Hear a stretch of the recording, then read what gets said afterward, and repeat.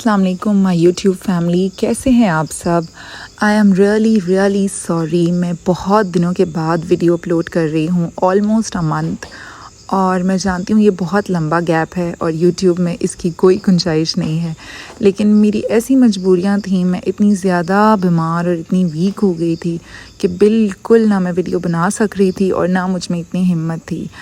बीमारी समझ लें, कोई गुड न्यूज़ समझ लें, जो समझ सकते हैं समझ लें, लेकिन बस कुछ वजूहात थीं जिनके बाइस मैं नहीं अपलोड कर पा रही थी वीडियो कंटेंट। और काफ़ी सारी अपडेट्स उसके बाद आई हैं, काफ़ी सारी चेंजेस मेरी लाइफ में आई हैं। तो आज के कुछ डे के रूटीन आपके साथ शेयर करूंगी और उसके साथ साथ जो मेरी कंटिन्यूटी थी, जो कि मैं वीडियोस अपलोड करती थी, ज़्यादातर का मेरा मकसद यही होता था कि जो मेरी रेगुलर व्यूअर्स हैं, जो लोग मुझे देखते हैं, उनको हेल्प करना, अपनी डे टू डे लाइफ में किस तरह से चीज़ें मेंटेन रखती हूँ, किस तरह से हर चीज़ सही तरीके से चल रही होती है, वो तमाम चीज़ें आप लोगों को मैं अपडेट करती रहती हूँ। यहाँ पर जी मेरे लॉन में जो आए हैं वो हैं नए नए मेहमान, और हमने काफ़ी सारे पेट्स ख़रीदे हैं।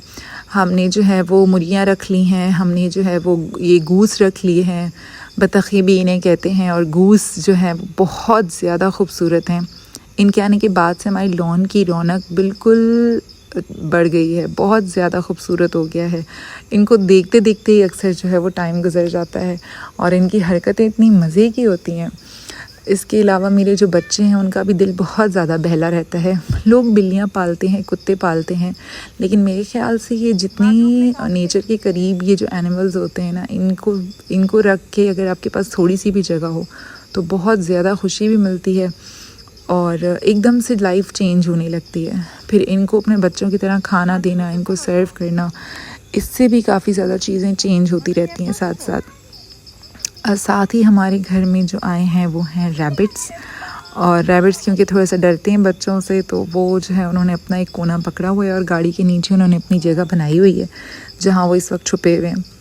और मेरी बेटी बहुत ज़्यादा इनको पसंद करती है, हर वक्त इनके पीछे पीछे फिरती रहती है। बस शाम में जब इनका पिंजरे में वापस जाने का टाइम होता है उस वक्त हम इन्हें थोड़ा सा प्यार कर लेते हैं, लेकिन इसके अलावा ये वैसे हाथ बड़ी मुश्किल से आते हैं खाने के लिए। जब मैं कोई चीज़ ले आती हूँ इनके लिए, रोटी वगैरह, कभी कोई और चीज़, तो फिर ये मज़े से आ जाते हैं मेरे पास, अदरवाइज़ ये ज़्यादा लिफ्ट नहीं करवाते। यहाँ पर हमने गूस के लिए कुछ खाना पीना रखा होता है। गूस को पानी का बहुत शौक़ है, तो जब भी पानी इकट्ठा होता है किसी जगह पे तो वो बड़े मज़े से नहाती हैं। और यहाँ पर जो है एक टब रखते हैं भर के, उसमें रोटियाँ डाल देते हैं, और साथ ही इनका जो है वो ग्रेन्स, बाजरा वगैरह इस तरह की चीज़ें भी इनके लिए रख देते हैं। घास बहुत ज़्यादा शौक़ से खाती हैं, और गूस जो है वो नेचुरल ग्रास कटर्स होती हैं, पूरा वक्त लॉन में फिरती रहती हैं और जो है ना वो लॉन की घास को बढ़ने नहीं देती और सही अपनी चोंच के साथ लगी होती हैं, घास खाती रहती हैं। और ख़ास तौर पे जब गीली ग्रास होती है, आज क्योंकि अब सर्दियों की बारिश का भी आगाज़ हो गया है, तो सर्दियों की बारिश में जो घास गीली गीली हो रही होती है वो उनकी फेवरेट होती है, तो वो बस फिर रही हैं और अपनी घास खा रही हैं और मज़े से जो है वो यहाँ पे इंजॉय कर रही हैं। मेरी किचन की रूटीन तकरीबन सेम है, लेकिन आजकल मैं कुकिंग वगैरह कम कर रही हूँ क्योंकि किचन में जो खाने बन रहे होते हैं उनकी स्मेल से जो है वो मेरी तबीयत बहुत ख़राब होने लग जाती है। तो मैं बस अपने हस्बैंड के लिए नाश्ता बना रही थी। पराठा मैंने पहले से बना के रख दिया था, लेकिन कुछ उनकी मसरूफियात थी, तो वो फिर नाश्ता उन्होंने लेट करना था, तो मैंने कहा कि चलो जब नाश्ता करने लगेंगे तो ताज़ा ताज़ा मैं उनको हाफ़ फ्राई बना दूँगी। और साथ मैंने जो है वो घर का बटर बना के रखा हुआ था, जो कि बहुत थोड़ा सा रह गया है, क्योंकि मैं कल पराठे के साथ ख़ुद भी खाने लग गई थी और मेरे बच्चों को वो इतना यमी लग रहा था कि उन्होंने भी जो है ना वो रूखा चम्मच के साथ खाना शुरू कर दिया, तो बिल्कुल थोड़ा सा बचा हुआ है। हस्बैंड का मेरे बहुत फेवरेट है, घर की बनी हुई कोई भी चीज़ हो, देसी घी, देसी मक्खन, उनको बहुत पसंद है। अगर मैं बाज़ार से बटर ले आऊँ तो फिर वो उसको हाथ भी नहीं लगाते।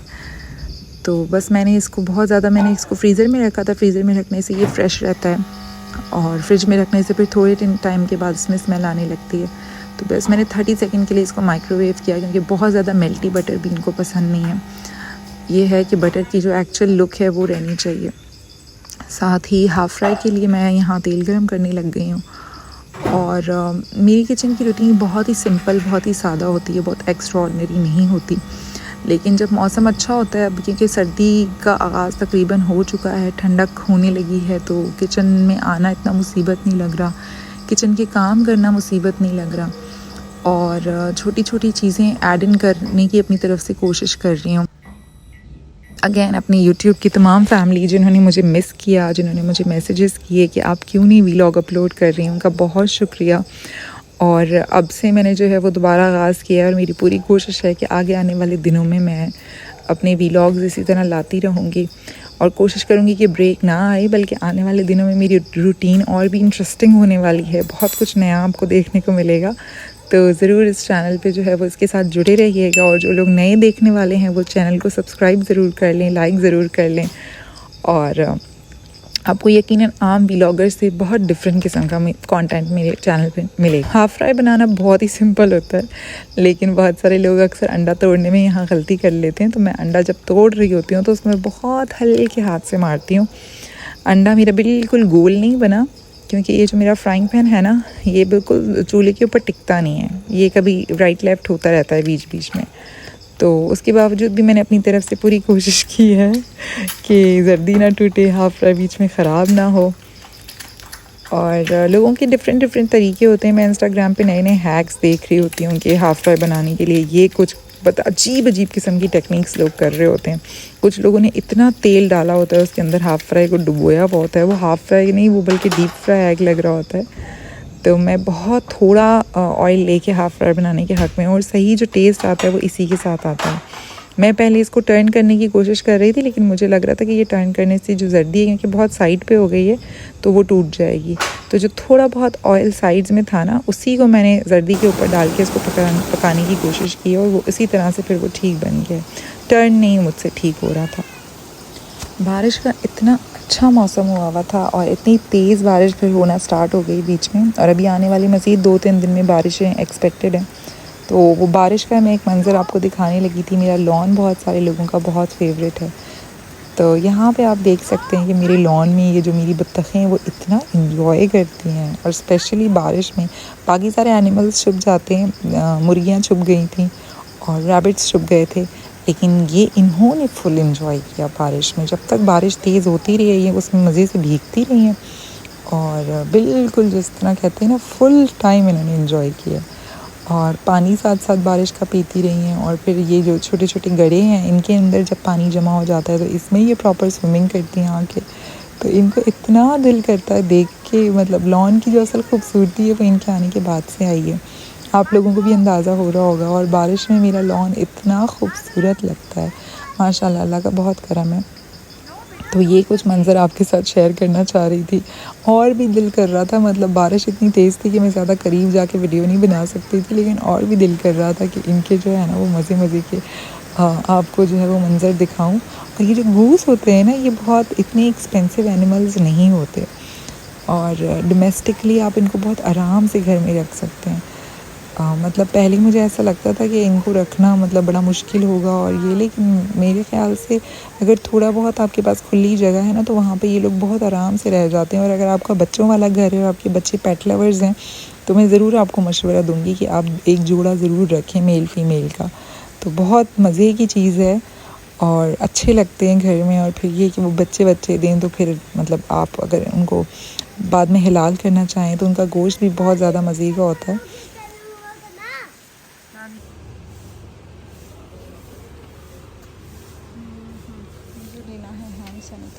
और यहाँ पे हम आए थे ग्रॉसरी शॉपिंग करने के लिए, क्योंकि ग्रॉसरी बिल्कुल ख़त्म हो गई थी। तो थोड़े से मोमेंट्स मैंने कहा उसके भी शेयर कर दूँ। हैंड वॉश बिल्कुल ख़त्म हुआ था, सर्फ बिल्कुल ख़त्म हुआ था।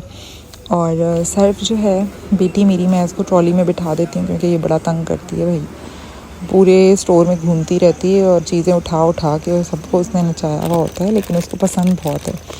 तो एक्सप्रेस पावर मैं लेती हूँ, रीज़नेबल पड़ता है मुझे, बहुत अच्छा सर्फ है। लेकिन आजकल मैंने एक नई टेक्निक शुरू की है कि मैं एक्सप्रेस पावर के साथ जो दूसरे साबुन की कटी हुई सेवइयाँ मिलती हैं ना, वो भी साथ मशीन में डालती हूँ। उससे इतना अच्छा झाग बनता है और इतनी क्लीन कपड़े धुलते हैं।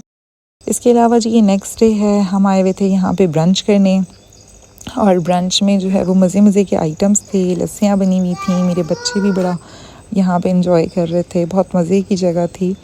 और असल में हम ब्रंच होस्ट कर रहे थे और हमने गेस्ट को इनवाइट किया हुआ था, तो मैं टेबल ऑर्गेनाइजेशन और बाकी सारे अरेंजमेंट्स भी देख रही थी साथ साथ कि हर चीज़ सही है, प्रॉपर है। और जगह ठीक है, साफ़ है, मुनासिब है। तो इस तरह से मैंने कहा कि आप लोगों को भी साथ साथ जो है वो उसके मोमेंट्स में दिखाऊं। और क्योंकि ब्रंच था, संडे ब्रंच था, तो इसमें काफ़ी सारे आइटम्स होते हैं। पाए शाए बने हुए थे, नहारी बनी हुई थी और चने बने हुए थे। मेरा तो खैर इतना मतलब हैवी चीज़ें खाने का दिल अब बिल्कुल ही ख़त्म हो गया है, लेकिन पाए मैंने खाए बहुत मज़े से। बच्चों ने मेरे बहुत इन्जॉय किया, उन्होंने सिर्फ नान खाए चाय के साथ।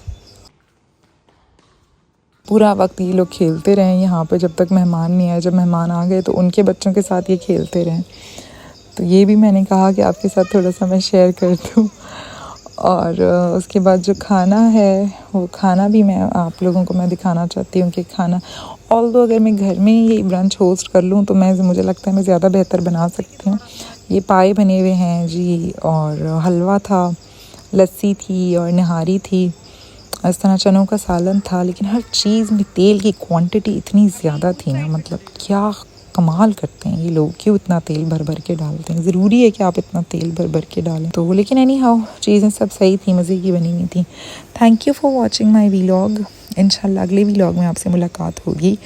और प्लीज़ अगर मेरे चैनल पर नए हैं तो सब्सक्राइब करना ना भूलिएगा। अपना बहुत ख्याल रखें। अल्लाह हाफ़िज़।